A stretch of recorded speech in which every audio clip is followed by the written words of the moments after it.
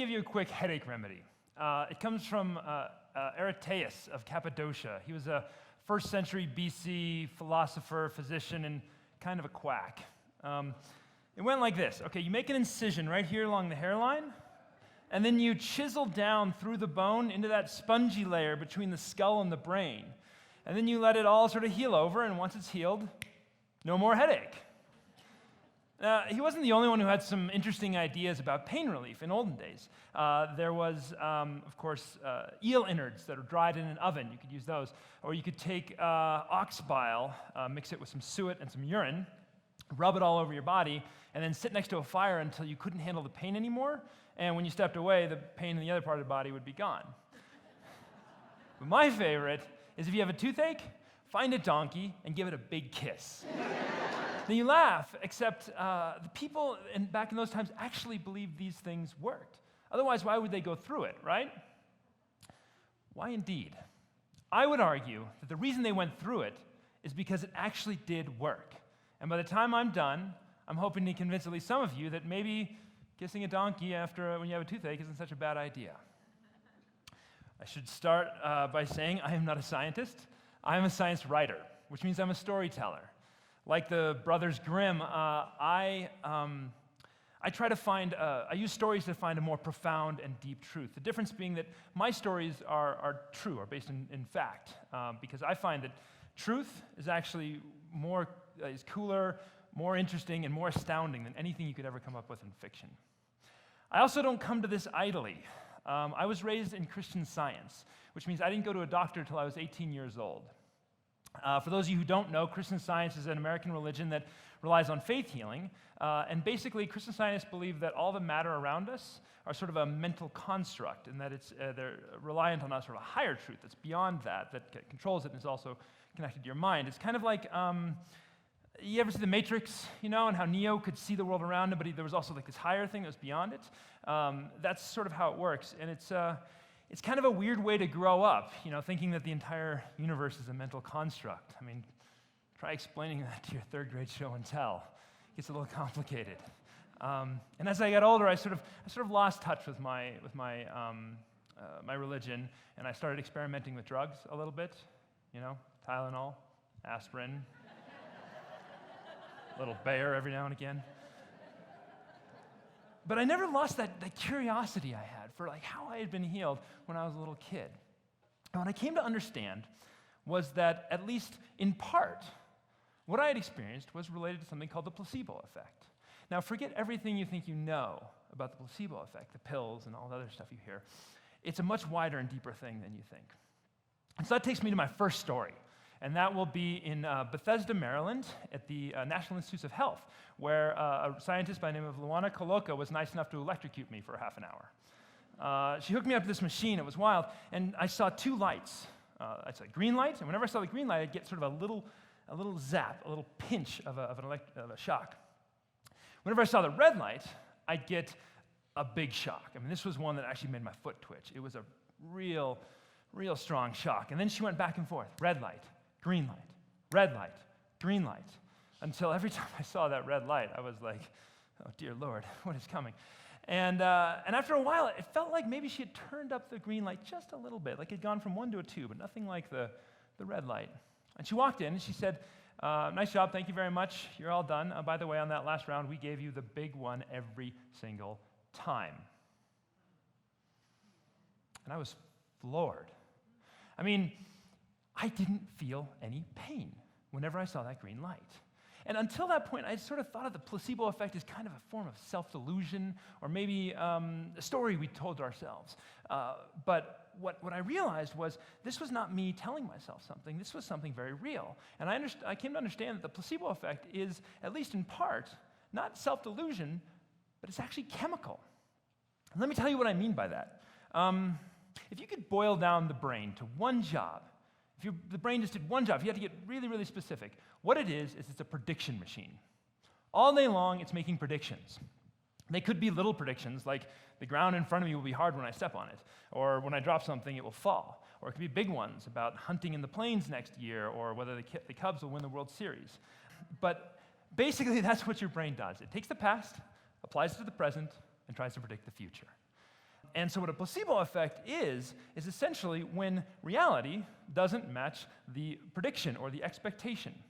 And what's interesting about your brain is when those two things don't match, sometimes it's easier to change reality than it is to change the expectation.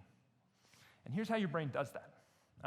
Imagine if you burned your hand on a stove, okay? And you quickly put it into some cold water. Now imagine that pain relief going up your arm, into your vertebra, into your thalamus, and then it moves into the ACC and the hippocampus, and eventually works its way into the prefrontal cortex, and you think, oh, I feel better, okay? Placebos work just like that, except they go backwards. They start in the front and work their way back into the deeper parts of your brain. And all along the way, they're releasing drugs as they go. And your brain has a whole suite of drugs at its disposal. It's often called the internal pharmacy. You've got serotonin, you've got dopamine, you've got cannabinoids, which are found in marijuana, and you've also got opioids. And opioids were probably what I was feeling when I was getting electrocuted. Now, opioids bring me to my next story, which deals with chronic pain.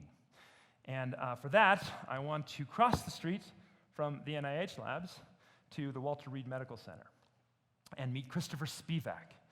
Now, Christopher Spivak is a fabulous doctor who works there. He works with veterans who've come back from war zones with terrible injuries. Many of them have lost limbs. And with those injuries come a great deal of chronic pain. And that's what Spivak specializes in. Now, when he meets his patients, he doesn't ask about their symptoms or about the injury. He asks about their childhood, specifically about sensory experiences in their childhood.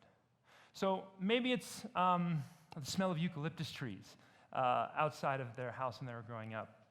Maybe it's the sound of jazz music as their mom was making dinner. Maybe it's those little Werther caramels that like your grandmother always had when you were over to her house, and she always had those caramels for you. Could be that. And what he does is he ties those experiences to the drugs that he's giving. So every time you take an opioid pill, you take a caramel, or you smell some eucalyptus, or you listen to jazz. And over time, he starts backing off the drug and just giving you the sensory experience. And what's happened is your brain has created an expectation that that you'll feel better. And so it will step into the gap and start self-medicating the way it normally would. And he's had tremendous success with this. He's got some older patients from the Vietnam War who've been on opioids for decades. And then the more recent patients who he's been working with this technique have been able to completely ditch them within months. It's a phenomenally powerful thing. And this is an important question because, as you guys probably know, the opioid crisis in today's world has become an epidemic. And I find this really ironic because opioids and morphine were like the quintessential Enlightenment drug. I talked earlier about drilling into your head and about kissing donkeys. That was sort of this Dark Ages era way of treating people. And the Enlightenment brought us into an era of reason and science, and most importantly, mechanisms. Okay? And the mechanism that made opioids so amazing was that they mimic the brain chemicals that you already have in your head to control pain, which was phenomenal. Problem is, the thing that makes them so effective at killing pain also makes them very addictive. Over the next 10 years, drug use is predicted to kill some 500,000 people. That's more than guns. That's possibly more than cars. Now you might say, why don't we just give out fewer opioids? But you have to remember that 1 in 4 Americans suffers from chronic pain. What are we supposed to do with them? The reason why we are losing the war against opioid addiction is that we are losing the war against chronic pain. And no one knows this better than Sean Mackey, who's an amazing scientist and physician at Stanford University. He told me once, he's a pain doctor, he told me once, I have about a 40% chance of curing my patients. If I was a baseball player, I'd be making millions, but as a doctor, that's not good. And he's a brilliant guy, an MD and a PhD, and he just hates being at such a disadvantage against the disease that he's combating. And he's become sort of almost desperate for new solutions and new ways to think about pain. So he started looking at meditation and mindfulness.